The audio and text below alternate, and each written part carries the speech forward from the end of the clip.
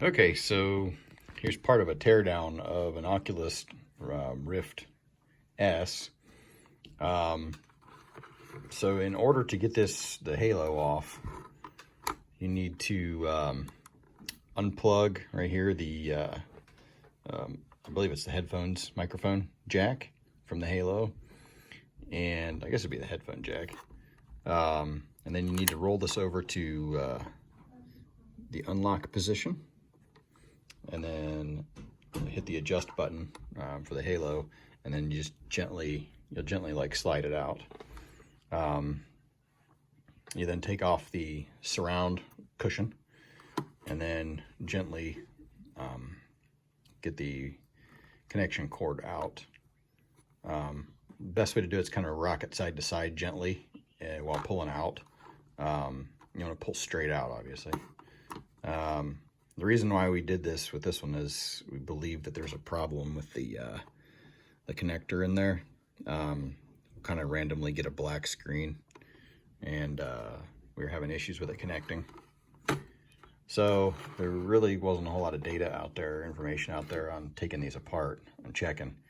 So I kind of had to slowly fumble through it without breaking anything. And what I found out is you've got to take off, you have to gently pry the front panels off. I used a little pick, and in one instance down here in the corner, I used my little pocket knife just to pry it out, and then use the plastic little tools to pry it out. You want to be really gentle with it too. There's a little, oh shoot, got it stuck in there. Can't get it out with one hand. Well, as you can see, there's like sticky tape in here too, so you want to be real careful when you're pulling it apart. Just kind of go slow when you're doing it. And most of the little clips in here come off pretty easy. That's not a real big issue there. But just take your time, go slow. Wouldn't recommend doing any of this if it's still under warranty. Next thing that I found was there are, let's see, 1, 2, 3, 4, and then on the bottom one, 5, 6, 7 little Phillips heads you're gonna have to take out. And then you want to be careful. This guy right here, I believe this is for it's some type of, I don't know, maybe a Bluetooth or something, maybe to the controllers. So you'll want to get in there with like a pair of tweezers and gently pry that out, pop it out.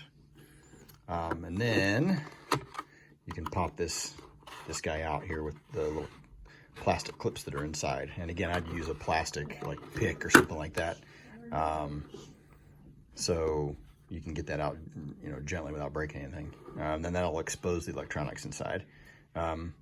Basically what I did is I ended up just reseating most of the connections, and it seemed to help. We're still, originally we weren't getting it to work at all, and now we're getting it to work.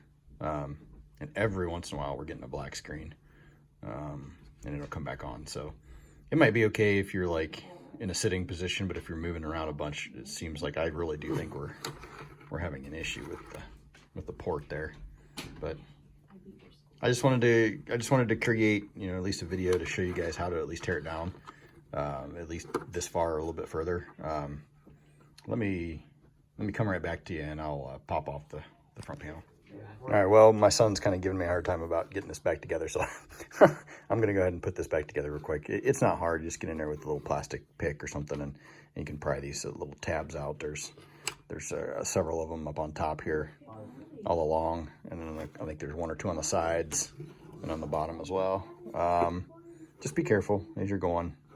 Take your time, don't be in a hurry. So I'm gonna put her all back together. Just hopefully this will help you guys.